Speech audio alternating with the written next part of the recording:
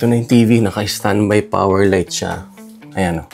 Pag in-on ko, mawawala yan. Tapos magpa-flash lang saglit yung TCL logo niya. Split second. Ayun. Ganun lang. Pero may ano po yan, may picture yan. Pag inilawan mo ng malakas na flashlight, tatanong mo yan. Sige, sige. Sana magawa. Okay ba? Oo. Pero okay lang. At least parehas silang brand. Ito. Ito na. Buksan ko na. Linis. Napakalinis. Kasi nasa aircon. Nasa kwarto. Sige. Ay, pairam na lang pong extension. Okay. Ito yung problema ng TV. Nasa inverter section niya yung problema. I-upgrade natin yung circuitry nito para mas matibay. May ano to. Sama ko na sa video ko. May 6 months warranty. Sa dami ng ginawa ko nito, ni isa wala pang bumalik. Pero sa mga ibang repair ko, ibang sira naman, hindi naman maiwasan ng backyard. Pero nakakatuwa ito pag in-upgrade mo to, wala pa akong balik dito. Sa ganitong sira nito.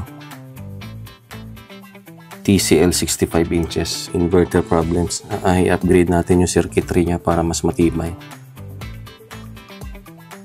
Hindi ko nga alam eh. Siyempre, ini-engineer to no? Ini-engineer yan eh. Ba't ganun ang ano nila? Kasi ang naisip ko nito, kaya hindi niya kinakaya. Kasi itong board na to, may nakita akong board na ganito, nakalagay sa 50 inches. 65 to eh. Mas malakas ang power consumption yan. Kaya pag sinalpak nila dyan, doon na nagkakaroon ng issue.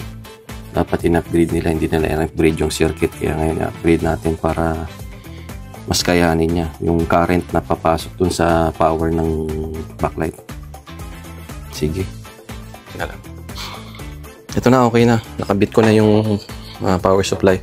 Pinalitan natin yung buong power supply. Ginawa natin kay Master Reuse yung power supply. May warranty naman to. Nasabi ko naman sa kanila yung warranty. So, okay na. Under testing, observation. Tapos, pag may problema, palitan natin to. May warranty naman. So, okay na. Goods na to. Testing na lang ulit.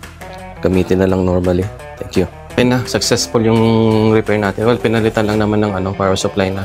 Kasi kahapon, minodify ko yung power supply niya. Ayaw niya.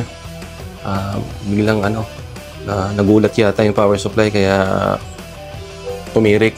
So, ito pinalitan natin ng buong power supply. Okay naman na. Very nice na. With the warranty and money back guarantee naman ito. Go home na tayo. Philinvest Heights. Thank you. Dito ngayon tayo sa Philinvest Heights. Nag-service tayo dito sa bahay ni Ma'am Kay. Kay Brosas, yung artista, comedian artist natin. Sayang at hindi tayo nakapag-picture sa kanya. Hindi tayo pinalad na makapagpa-picture kasi medyo pagod eh. Pagod at may gagawin pa yata si Ma'am. So, okay lang yun. At least nakita ko naman siya ng personal. Napakagandang babae sa personal.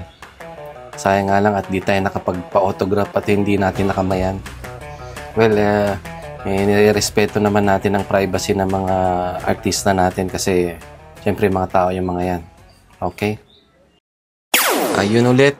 Maraming salamat kay Sir Joey. Siya ang nag-introduce sa akin kay Ma'am Kay Brosas para ayusin yung TV niya. Maraming salamat, Sir Joey. At kay Sir Joel, ang PA ni Ma'am Kay Brosas. Maraming salamat po sa tiwala.